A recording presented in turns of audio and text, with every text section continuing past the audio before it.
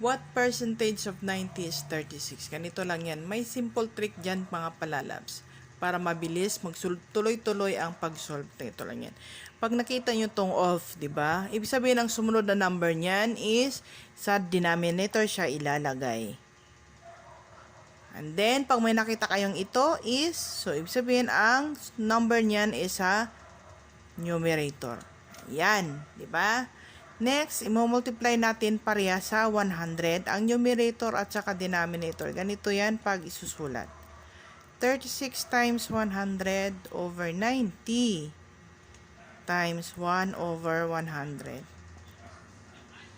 So, pag i-multiply yan, i-divide nyo.